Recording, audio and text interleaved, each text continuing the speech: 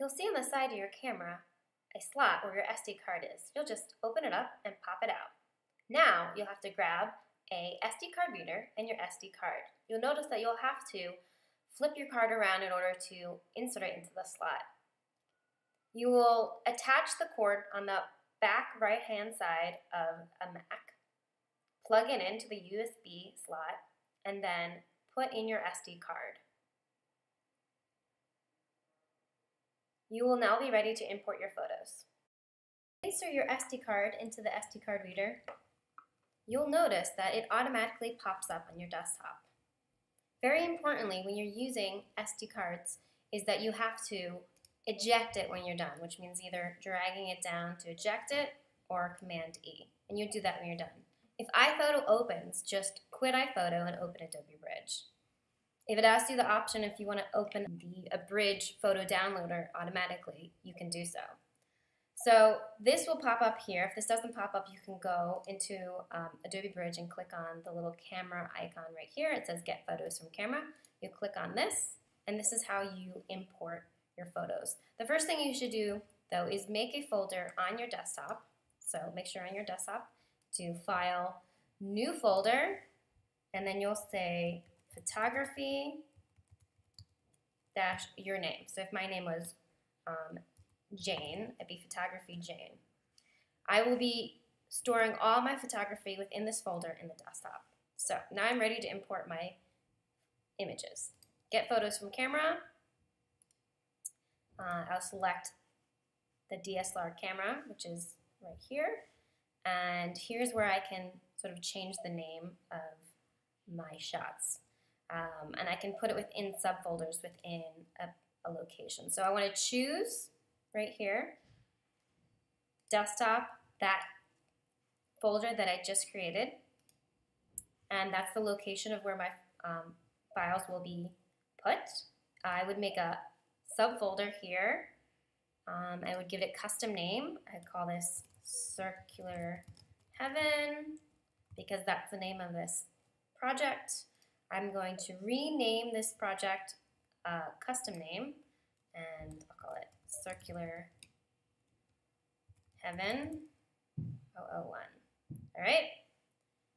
Now I'm going to click Get Media, and it's going to go through and copy all of the photos on your SD card.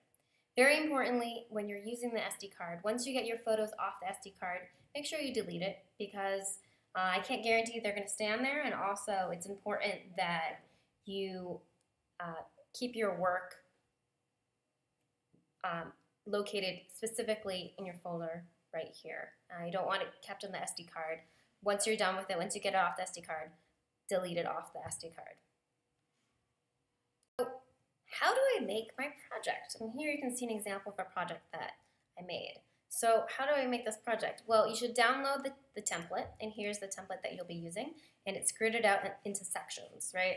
But you'll notice here on my final project that I have all this stuff going on here. I got layers, I got masking, and if you watched the videos, you should be familiar with what that means. But how do I actually do this? So let's just go through and do a couple samples so you get an idea. So first of all, you should have imported your photos and have a folder here. You've downloaded your template, Circular Heaven template. You have all your photos, everything's nice and organized.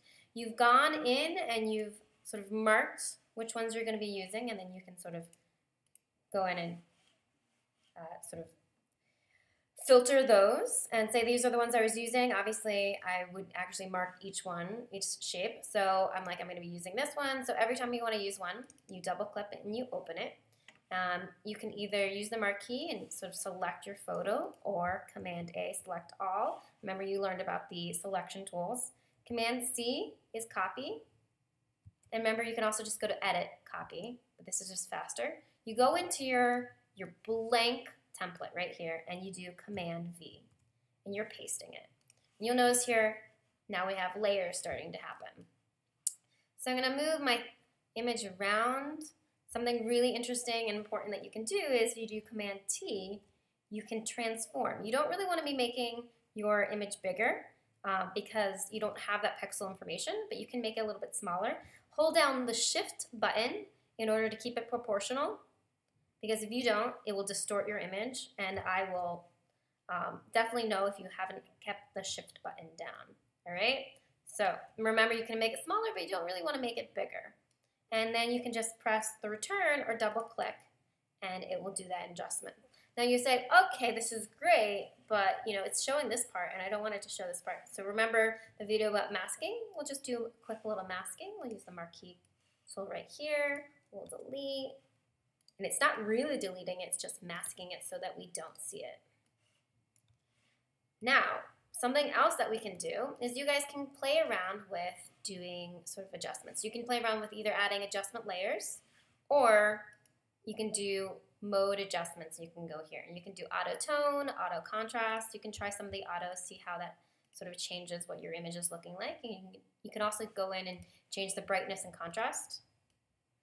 So I encourage you to go in and try to make your image look better. Now, really something really important is like, oh no, it wasn't actually doing anything. Well, that's because I had the mask layer selected. So whenever you're doing anything, make sure you're on the right layer. And if you've masked out part of your image, you're actually editing the image and not the mask. So if I'm going to go back here, I'll go, oh, you'll notice now it's actually doing something. And I'm going to go in and change the brightness, make it a lot brighter. And oh, that looks so much better. So we'll be talking more about adjustment layers. And these are actually sort of, if you're doing a photograph, these are better to use because they're non-destructible. And we'll talk about that later. But this is sort of one way that you can just go in, and I encourage you, I want you to play with adjustments, and you can go in and play with the hue and saturation. And this is all about sort of just playing with your images right now, okay? So you can do all of those things. So now I've got one done, and I'm ready for my next one. And I'm going to open up Circular Heaven number 3. Just double click to open it up. Again, I'm going to select all, copy, paste. And you notice now this put it on the top. I'm going to put it where I want it to go. And now I'm going to add a mask. I'm going to mask out the area that I don't want showing because I want each one to be a square. And now I'm ready to go in and sort of, try out, see what the auto ones do, see what sort of the different modes do. You can also play with these up here, these adjustment layers. The thing about these is they're non-destructible changes, and they do it to all the layers below. So, I encourage you just to play around. This is all about playing around with your image and sort of seeing how things change. This little star right here means that it's not saved, so very importantly, this does not auto-save. So Command S or File Save. Save your image, okay? Save what you're working on. And you'll notice it gives a percentage of it saving. So this is your project, and when you're all done, your project's all done, you go File, Save As, and you'll have a little option up here, change the format to JPEG. And this is the version, you press save, that you will be uploading, so Quality 12, to Haiku, okay? So that's the basics run through of how to do your project. Make sure you watch all the tutorials. If you have any questions, ask your peers first and me last.